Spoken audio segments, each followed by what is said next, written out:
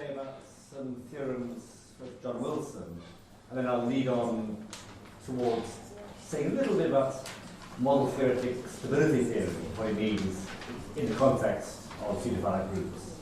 So first, I'll just remind you what a pseudofinite group is. So, if you recall, a group G is pseudofinite if it is infinite. I'm building the infinite as the definition, and every sentence in the language of groups, so the first order language of groups, true of it, holds of some finite group. So there's no sentence true of it which somehow forces you to be infinite. And then I'll just remind you, equivalently, you can take this as a definition, G is elementally equivalent to an infinite ultraproduct of finite groups.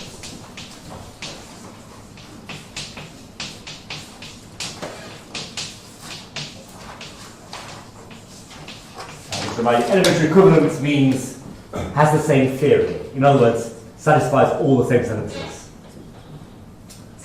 Okay, so I didn't really give examples last time, but they were sort of compressed into the discussion session in the afternoon. So I'll just briefly say again what I said about examples from the afternoon. I want to stress, in some sense, because we get pseudofinite groups from any ultraproduct of finite groups. The subject contains all finite group theory. So you can't expect very, very crisp and clean structure theorems. I mean, there are many pseudofinite groups. On the other hand, if you find some group in nature, to prove it is pseudofinite, it's likely to be pretty hard. You're likely to have to maybe find axioms for the theory. In other words, find sentences true of that group, which determine all sentences true, and then prove those axioms hold of finite groups, or hold of some finite group. And that's in principle a very hard thing to do. So, examples, things I mentioned in the discussion session, so say infinite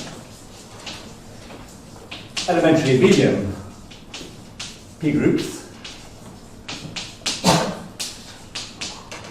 I mentioned, just to sort of take you one step up in your potency class, extra special P groups.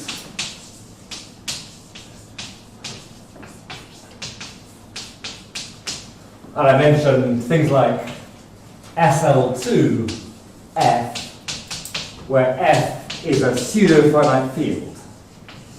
So that's, I'm going to be saying more today about pseudo-finite fields. But these are the same definition for fields. Okay, it's a very nice theory of that. And then non-examples, as I mentioned, things like Z plus,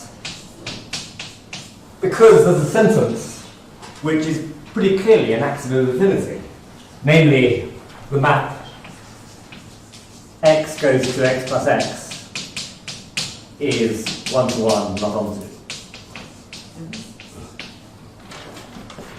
And similarly, take the p-adic integers, zp plus, that in the valuation ring in the p-adic field, viewed as an additive group, for the same reason essentially, x goes to px. Or you take the proof of group cp infinity plus, and there the map x goes to px is onto, not onto. So in particular, I think somebody else, well, this is an example of a locally finite group, which is not pseudo-finite. On the other hand, we do know that every locally finite group embeds in a pseudo-finite group.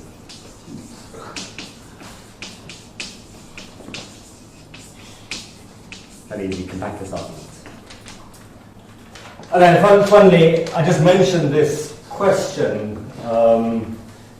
which is open, several people have asked me, is there a finitely generated pseudofinite field?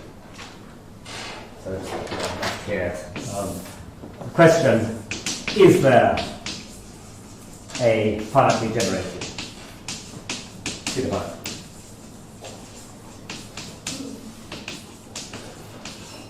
There are partial results known, and there's a nice paper, recent paper of Ultusin and Poin.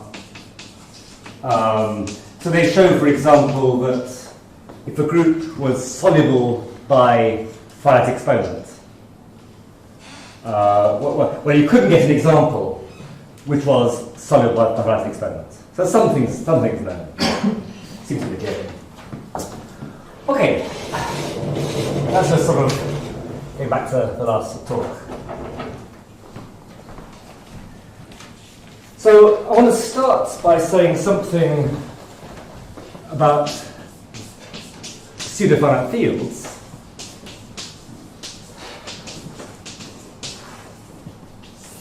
So here there's a beautiful theory. It goes back a long way. It's a theorem of Axe.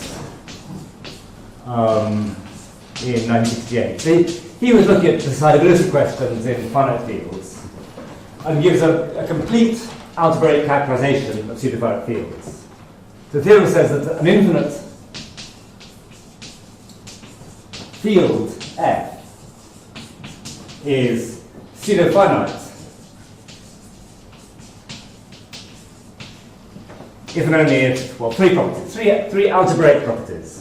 So first of all, so what you're thinking about here is what sort of things do we know about finite fields which are somehow first order expressible? One thing we know about finite fields is they're perfect.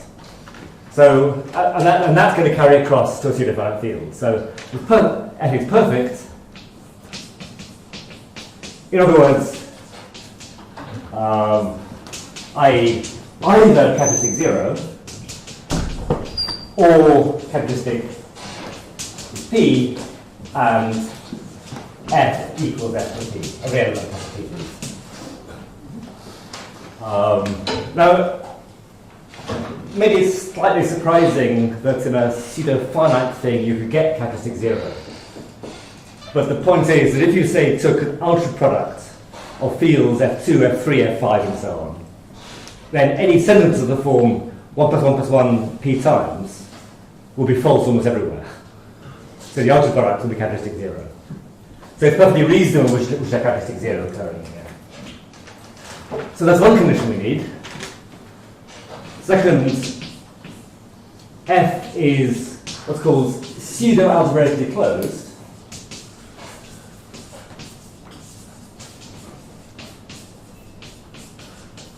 PAC.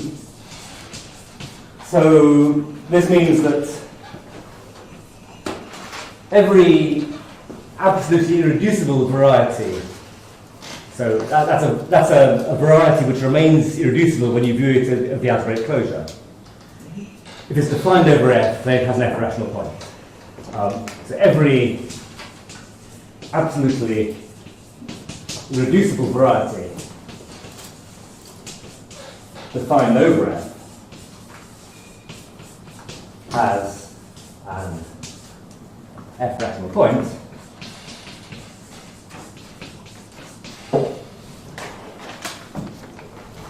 And then the third condition is that you think of F living inside its algebraic closure, then for every n, there's a unique extension of degree n. For every n, F has a unique extension of degree n.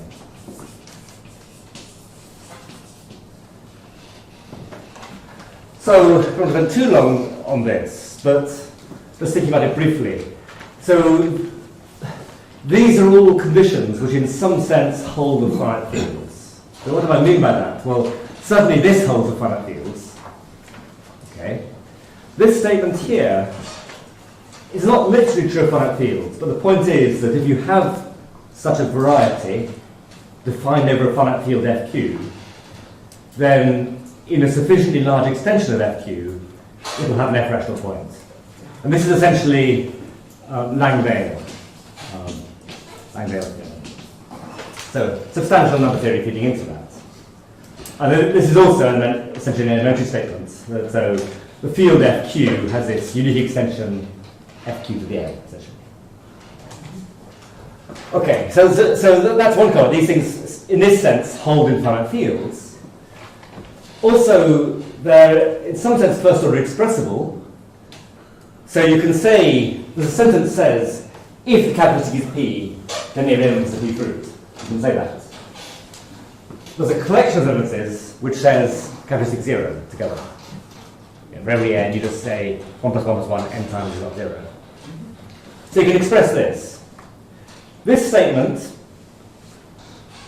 you can talk about an extension of degree n of f. I mean, extension of degree n, its universe will live on f to the n, Cartesian power of f, and the field operations are basically determined by the minimal polynomial of the extension. And that enables you to talk about an extension of degree n. I won't take that in detail, but you can interpret it in the field in a uniform way. And then here, well, likewise, I mean, it's quite delicate, arguing that you can express pseudo-algebraic closed. There's something going on there. I'll leave that. No. And then, of course, the other part of the story is that, okay, so once you've proved those things, you know that every pseudo-finite field has these properties. The amazing fact is that that's enough. This determines that you're pseudo-finite. And furthermore, acts basically classified the complete theories of pseudo-finite fields. The complete theories are determined by the characteristic and the points in the algebraic closure of the prime field, considered up to isomorphism. So that's kind of invariant for the complete theory. And we understand what formulas look like. They sort of reduce to existential formulas, essentially, or Boolean combinations. Okay, so we have this really nice structure theorem for pseudo-finite fields. And of course, no such theorem exists for pseudo-finite groups. But what we do have, and that's what I'm leaning towards, is a similar statement for simple, group theoretically simple pseudo-finite groups.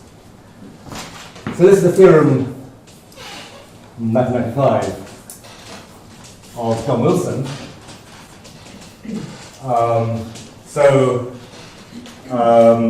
Any simple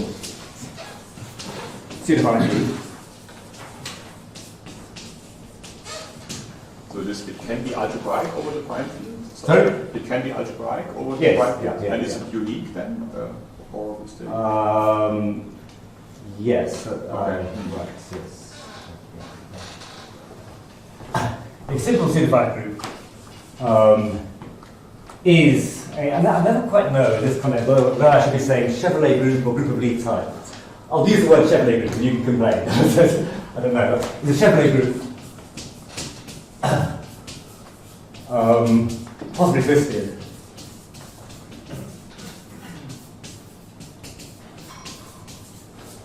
Over a pseudo-finite field.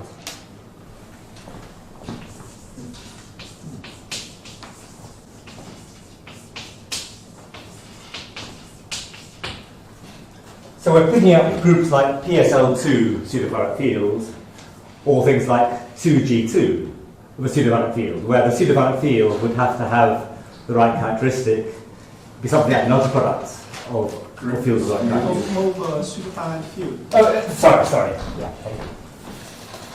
Thanks. So the standard constructions for groups of Lie type, they work over pseudo-finite fields.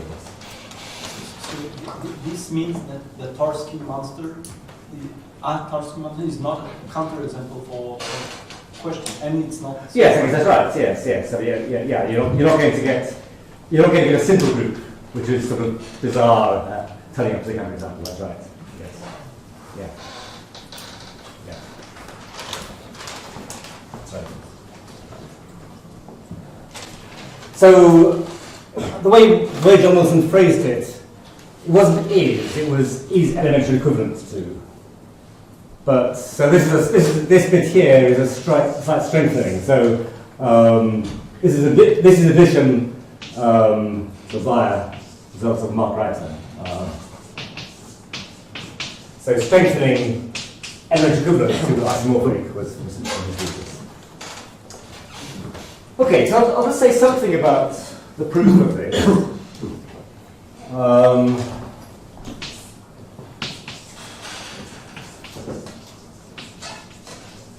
So instead of using classification of analytical groups, so we want some sentence which sort of pulls in finite simple groups. So we find the sentence sigma. And this is really, I think, this step is really due to Ulrich Faulkner. But a sentence sigma, such that, first of all, every non-abelian simple group satisfies sigma. And second, every finite group satisfying sigma has non-abelian simple properties.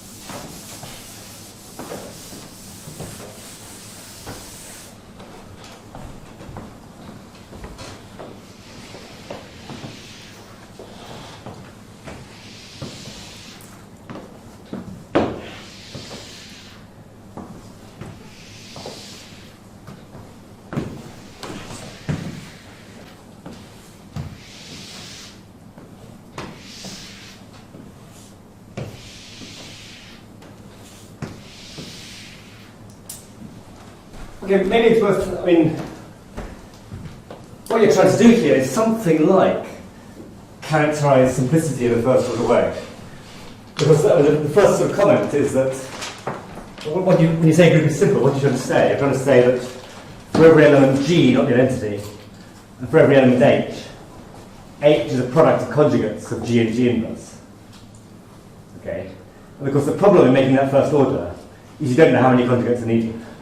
There's no single, if you knew that you could always say H is product of 17 conjugates of G and G inverse, then you could express it by sentence. But in general, you can't. So that's the kind of issue. So I'll say what the sentence sigma is. We'll start with the sentence. So it's the form for all x, for all y,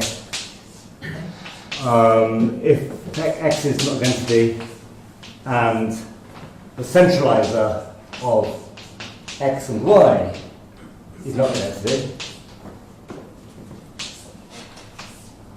then what? The intersection of the conjugates of the centralizer of xy times the double centralizer.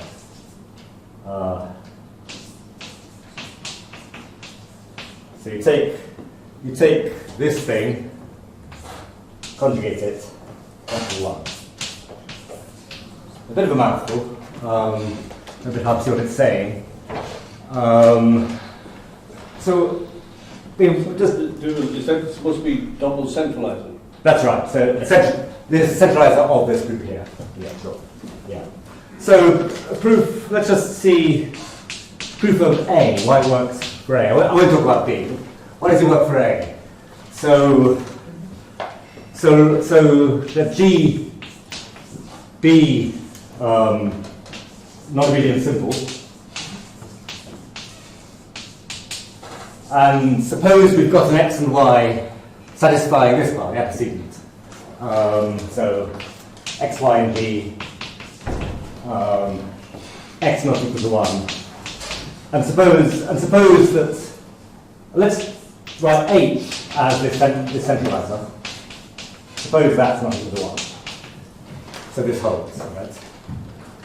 We're trying to show that this holds, all right? So clearly, if you look at this intersection of h times this thing here, this is h, this is centralized of h.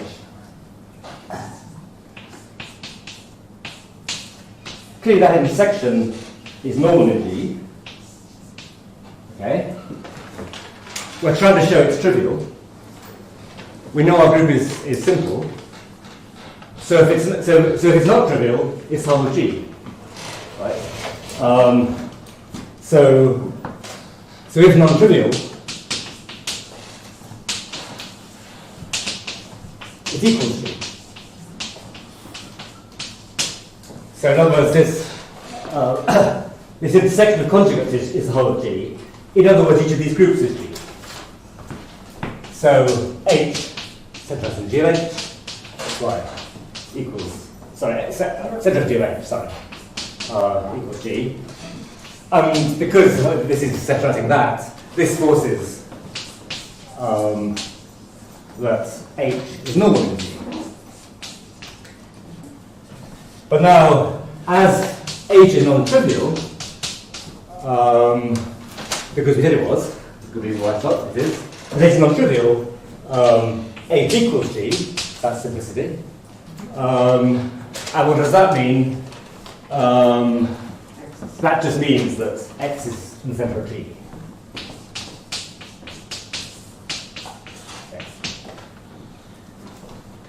So that's as much as I'll say about why sigma is a reasonable sentence to use. But this sentence exists. That's really the point. Okay. So that's the kind of, if you like, the first step in the proof. So that's like step one. Step two.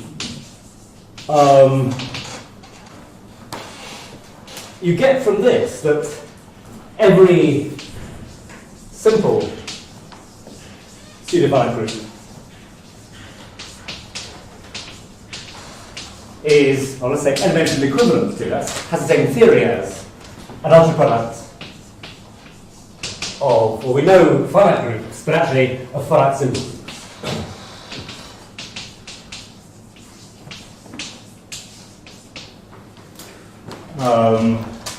So I won't give details of that. It's not a hard argument, but I think there are things feeding into it. I mean, you need to know something about finite symbol groups at that stage, because you need to know some version of the Auric conjecture. The Auric, I always forget. So I mean, we know that any element of a non-abelian finite symbol group is a commutator. We also need to know there's a number k, so you can such products of most k commutators. And that was available at the time. Okay. So this reduces you to thinking about ultraproducts of finite symbol groups. So then you can think, which finite symbol groups? And for a moment, let's just think of, say, all the PSLs as a single class of finite symbol groups. All the alternating groups as a single class. So in that sense, there are going to be, we can forget sporadics because there are finitely many of them. So there are finitely many classes of finite simple groups. We have an ultraproduct, and that will concentrate on one of those classes. So we can think of our group as being elementary equivalent to an ultraproduct of finite simple groups of a given class. So in fact, G elementary equivalent to an ultraproduct of finite simple groups of a given class. And what we would, okay, so the sort of thing we want to do is to rule out, say, alternating groups. Okay, so the sort of first thing to think about is, could an ultraproduct of distinct alternating groups be simple? That's the first question you asked. Ultraproducts of alternating groups, could it be simple? Well, the problem is, so if you give you ultraproduct, what have you got? So you've got, so I want to say ultraproduct of alt m modulo ultrafilter, non-principal ultrafilter. This is going to be not, it's going to be not simple. And for a brief reason, think of one element of the form, you're looking at elements of the form GI, so sequences, modulo your ultrafilter. So you could choose one element where in each entry you had a 3 cycle, very small support, 3 cycle. And so you could say G would be 3 cycles in each coordinate, and H would be increasingly large support. So moving almost everything. I want to say large support. And then in larger and larger coordinates, you'll need more and more conjugates of G to get H. So, so that's going to mean that H won't be a product of a fixed number of conjugates of G. So that argument works actually in an ultraproduct, because we have this word elementary equivalency. So we actually got to think, I mean, could you imagine some group that wasn't an ultraproduct was not one?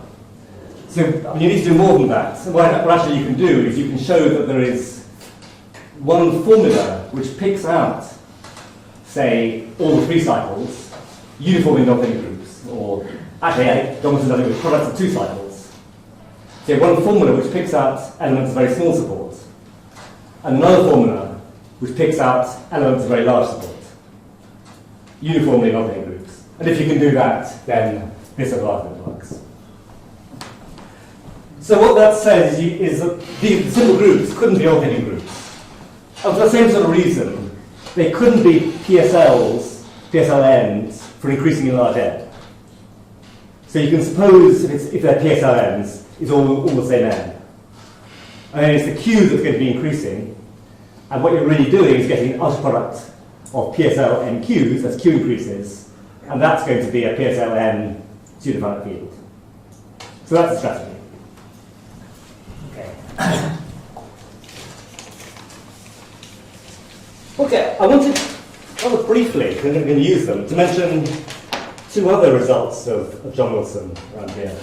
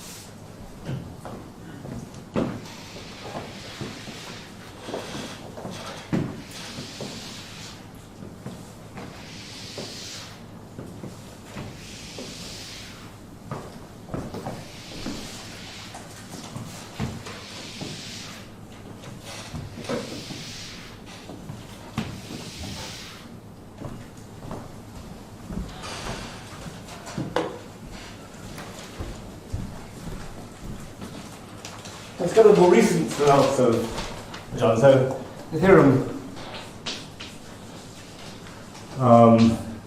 first of all, John Wilson, 2006. It's quite a striking statement that there is a sentence sigma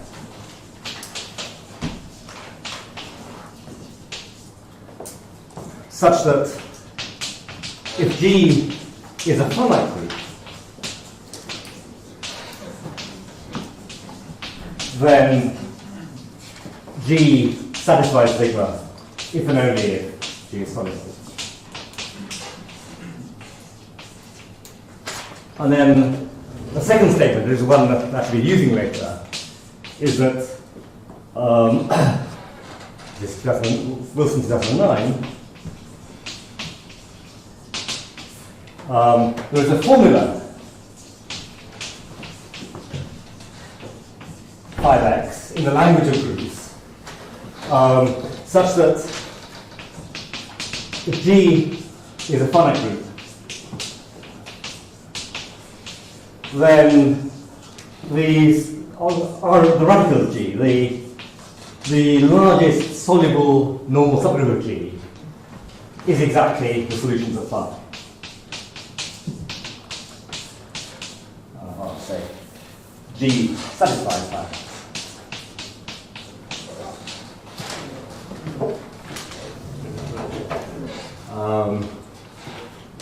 So, when I said Tuesday I said that solubility is not first order expressible, just by compactness. There's no single sentence which tells you, which is equivalent to being soluble, because derived length can be arbitrarily large, basically. But if you restrict to working with finite groups, then that compactness argument breaks down, and then you can do this.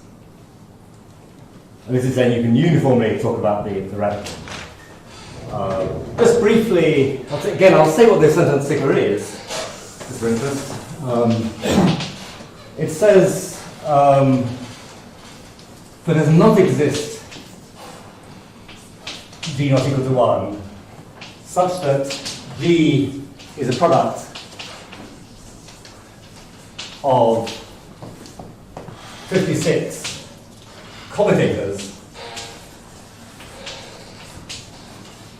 xy with x and y conjugate of G. Kind of ingenious. So it's very easy to see that if G satisfies not sigma, then G is not soluble. The work is in the other direction. G is not soluble, satisfies not sigma. That's using, I guess, ideas from Thompson's papers from the 60s on minimal simple groups. Okay, there are questions about whether there are similar theorems about, say, nilpotency and the fitting subgroup. They seem to be open, these questions.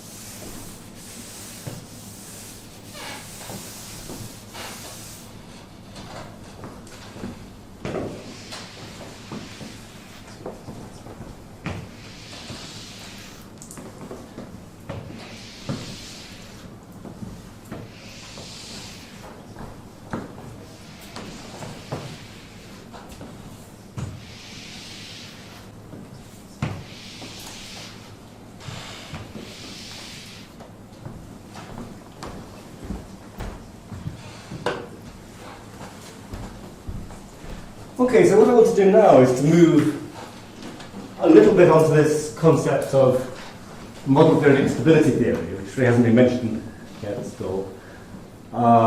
Which I'm just sort of touching on a pretty large subject there. I'll say something about pseudofinite groups, which are stable in this sense. And then what I want to really sort of focus on next time is a generalization of stability, which unfortunately is called simple, which is a bad word in this context, and I want to exploit the fact that pseudofinite simple groups are simple. It's tautology, but it's not. It's because it's simple in two different meanings. So the fact that simple pseudofinite groups are simple has implications for finite simple groups, which I'm not sure if it really tells you anything that we don't know, but I feel there's potential there. So that's where it's going. So stability theory is a very brief and sloppy account. So for a moment I'm going to work, I'll leave group theory for a moment, just work in some general language, have a general complete theory T. So just the theory T, just the collection of all sentences true of some structure. We've got some language L, T is the sentences true in some structure. And we've got a formula phi x y, my language. I'm separating out two lots of variables. And I'll be thinking of x and y as tuples of variables. So maybe x is an n tuple and y is an n tuple. Just a convention. I'm not going to worry about that too much. So the definition is that phi xy is unstable, and this is with reference to the underlying theory T. So I'll say with respect to T, if there is some model of T, some structure, and some elements of M, and this is indexed by natural numbers, such that M satisfies phi ai bj for any pair I and j, if and only if I less than j.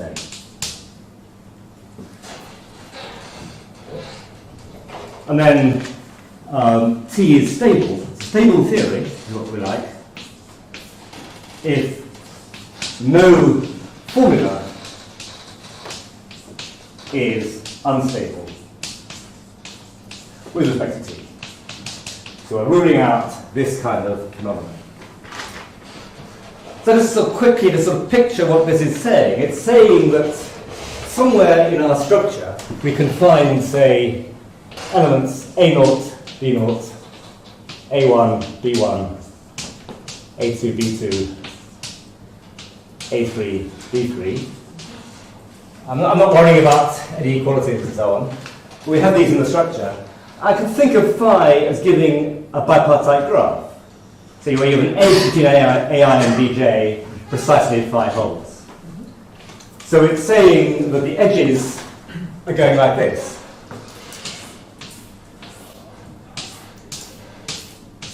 So there's edges of negative gradients, if you like. It's what's called a half graph. So an unstable formula has copies of this. Stability says you're just ruling out this kind of combinatorial configuration. So it's a combinatorial definition. It says we're ruling out this sort of configuration.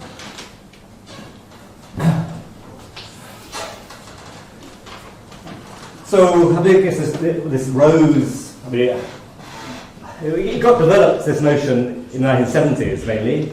Shalal, I guess, was a driving force, and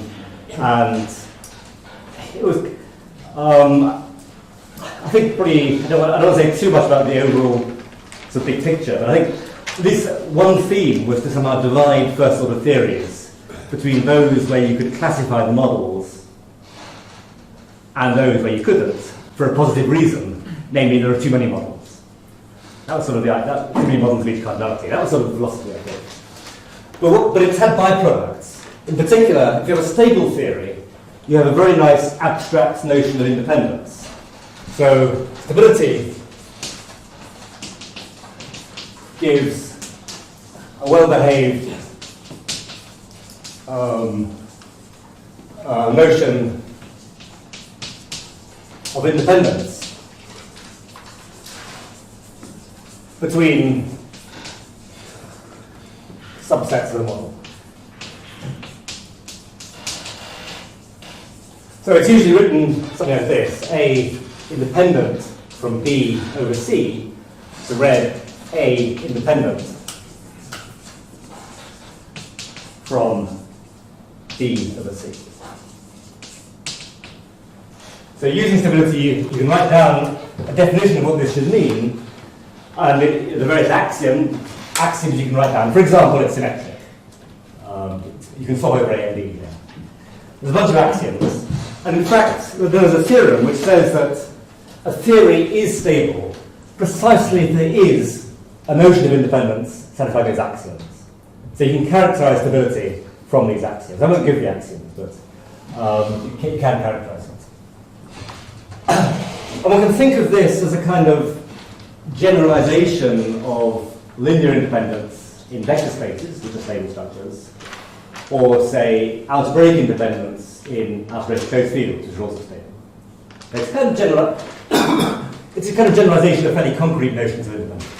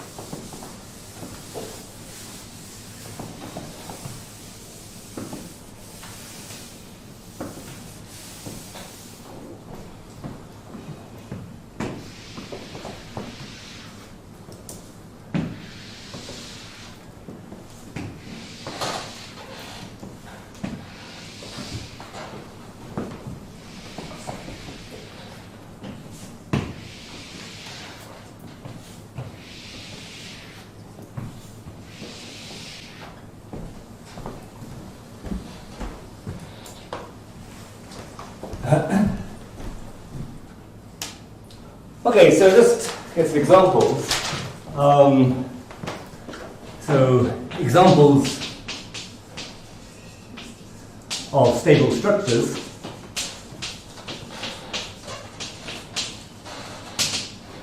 So suddenly abelian groups.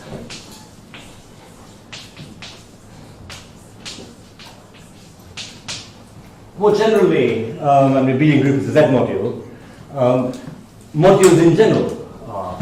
You have to think where, what ought to be a sensible language. I mean, when I was talking beginning, I was stressing the first thing you do, the piece of model theory, is to introduce a language and look at structures in that language. What's a reasonable language to think about modules? I mean, you've got elements in the module, you've got scalars. So to make this theorem true, to make modules stable, what you need, basically you view a module as an abelian group, but you also have unary function symbols for each scalar. So a module over a given ring, for every element of the ring, you have a function symbol, f sub r, for multiplication by r. But the actual structure is the module itself. And when I talk about vector spaces, it will be the same. So that's another example. Algebraic closed fields are stable. And I haven't really talked about interpretation. I thought about definability, but there's a robust concept of one structure being interpretable in another, meaning, say, the first structure lives on a power of the other, or possibly a power of the other modulo some definable equivalence relation, and you can define all the operations. And stability is preserved by that sort of thing. So it's preserved by interpretation. So in particular, things like SL2C, or in fact, any algebraic group over an algebraic closed field.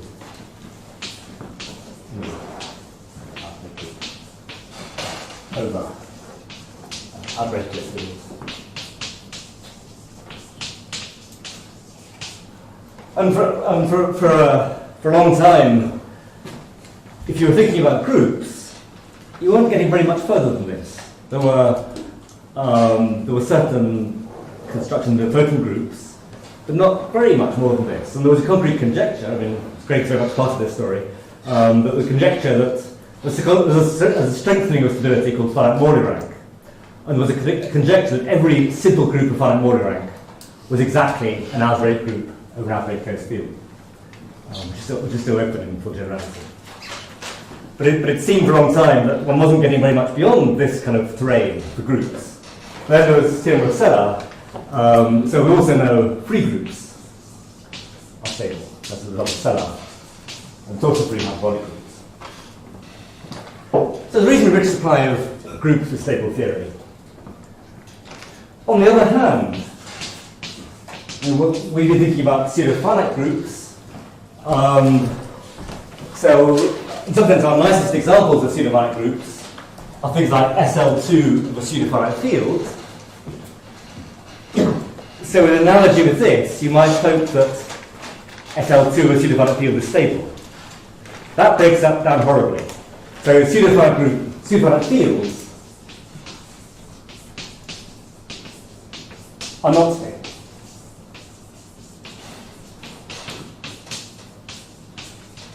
They're modularly very nice, but they're not stable. And hence, SL2 of a pseudofinite field is not stable. And briefly, sort of the reason why this is the case, maybe let's think about finite fields for a moment. Let's think about fields, say, FP, P congruent to 1 mod 4. Okay. Then there's something called the Paley graph. So it's a familiar graph you can define an FP.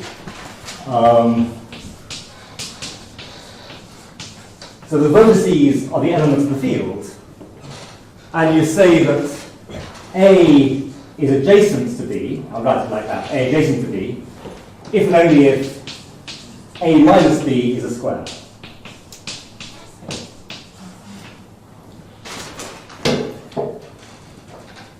The point is that squares are sort of randomly distributed in finite fields, and as a result, this is a very rich graph. And in particular, provided P, for any finite graph, provided P is large enough, the finite graph will be embedded in this. So these graphs embed all finite graphs. So Paley graphs embed all finite graphs. That much more is true, but so any finite graph will embed in a sufficiently large Paley graph. In particular, think of the graphs, those half graphs I talked about. These will embed in sufficiently large Paley graphs, which means that, for example, an ultraproduct of Paley graphs is unstable. So that's, I think, the basic reason why pseudofinite fields are unstable.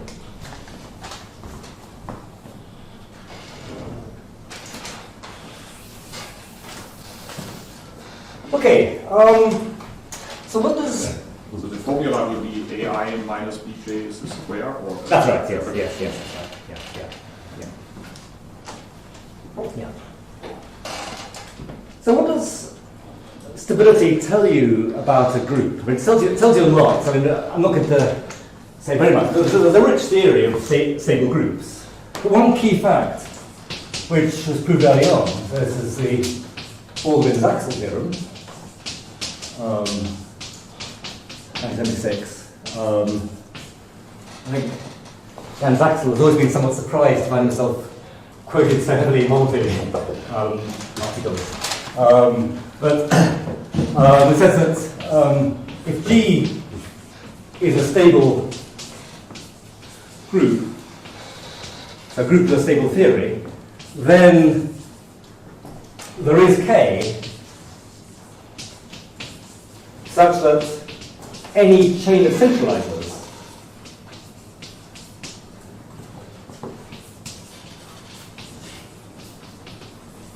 in G has length from most.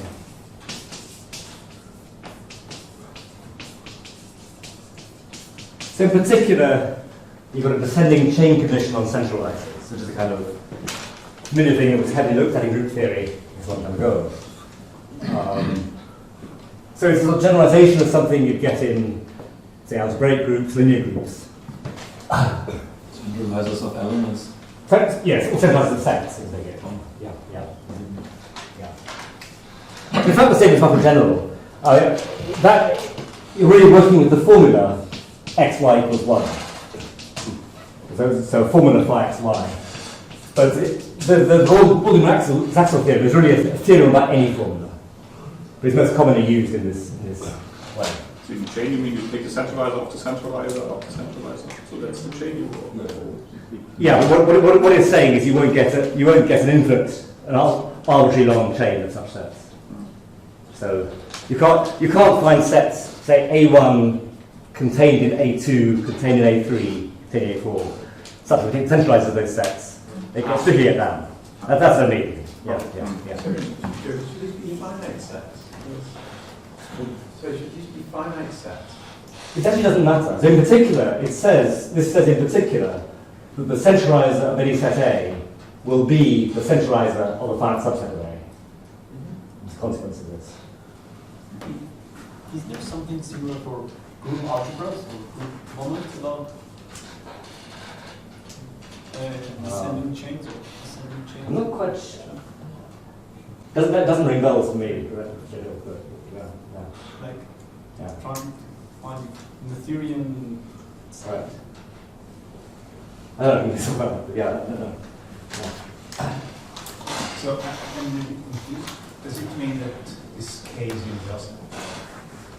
What I mean is once you fix the theory, so once you fix a group, the group will determine the theory of the group. So once that's fixed, there will be a number k with that property. So in fact, the statement is for any formula phi, there is a number k such that if you look at intersections of sets defined by phi, detection of all intersections of sets defined by phi, where you put in parameters for the y, then the collection of such intersections has chains of length at most k. That's really the general statement.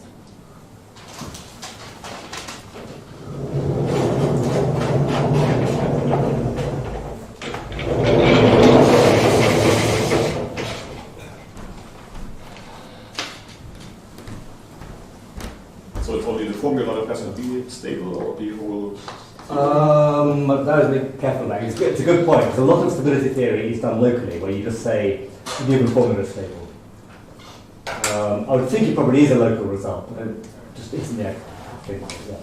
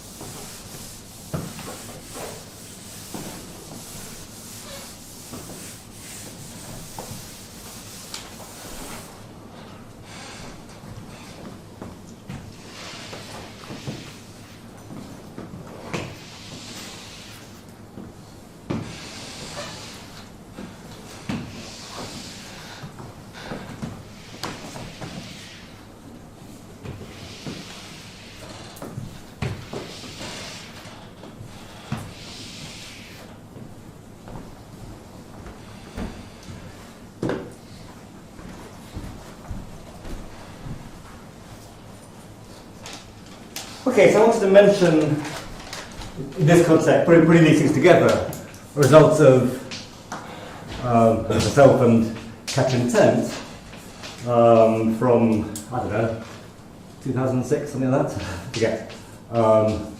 So, a G be a stable pseudofinite group.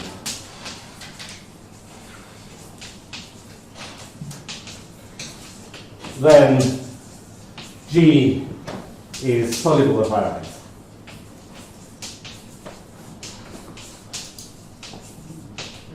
So if you weaken stable to the concept I just mentioned in words, this notion of simple multiplicity, then you pick up pseudofinite simple groups. So under stability, you get soluble finite. So sketch proof.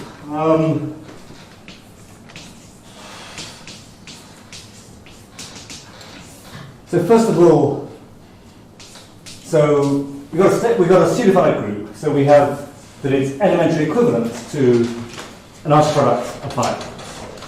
So G elementary equivalent to G star which is just an ultraproduct of finite groups with respect to some ultrafilter. So finite. Okay. So now we have this. I guess actually this is a simpler proof than our original one. I think it's much clearer. So we have John Wilson's result that the soluble radical is uniformly defined in finite groups. So by John Wilson result, some formula defines some formula, say psi x, defines the radical, so Ri, which is the radical of Gi, in each of the Gi's. So some given formula. And so the idea is that that formula will also define something in G star, and hence in G. So, yeah.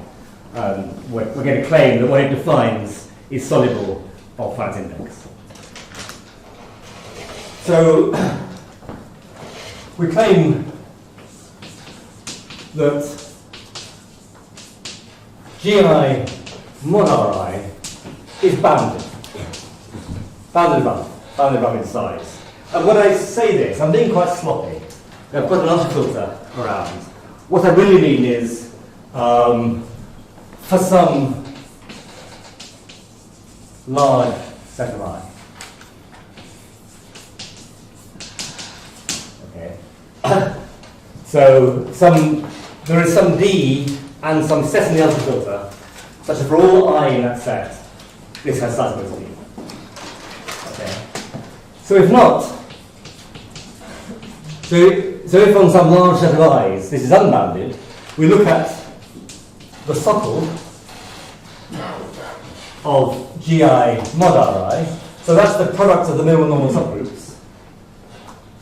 So this will be of the form Ti1 times Ti mi. Some product of symbol groups, there will be non-abelian symbol groups, because in the socle in the Ri we got rid of all the symbol bits. Okay. So there are various possibilities. We know what the symbol groups are. One possibility is that Mi is unbounded. We've got more and more symbol groups. And one can check fairly easily that's incompatible with stability. Basically, using centralizers, you can code subsets in a set. I won't go into that. So you get, first of all, that Mi is bounded. So let's suppose, just for convenience, that Mi equals 1, so the socle is a non-abelian symbol group. Well, what could that be? Well, it could be that it's, say, alternating groups for increasing n, or PSLNs for increasing n, that sort of thing. And I haven't really justified this, but it's kind of folklore. It's kind of hard to pin down references. So the model theory in that situation is completely wild. But in particular, it's easy to show it couldn't be stable. So you get that Lie rank is bounded. In particular, you couldn't get alternating groups for increasing n, or you couldn't get PSL n's for increasing n. So that means if the socle itself is unbounded, all it can be is something like PSL2q's for increasing q. But in that case, in the ultraproduct, you're capturing the ultraproduct of the cubes. You're getting a pseudofinite field. And I just said that pseudofinite fields are unstable. Okay.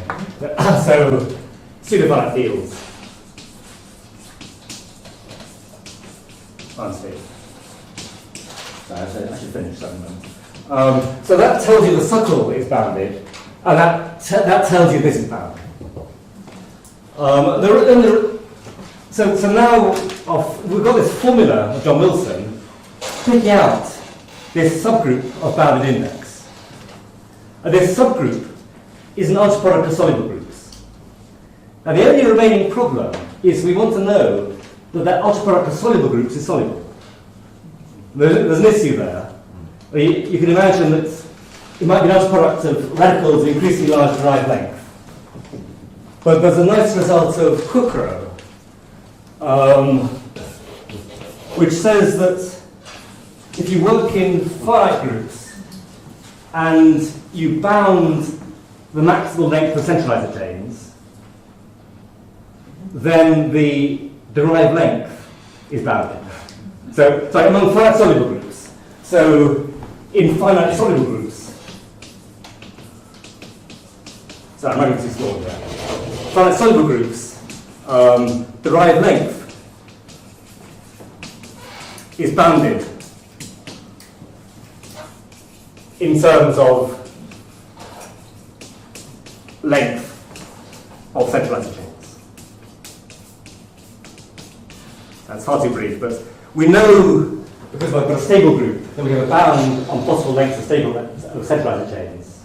And using this another Cook row, that bounds the derived length. Okay, I'll stop there. Sorry, I've gone over.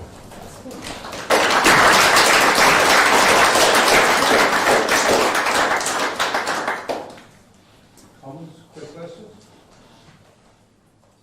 Can you give me one example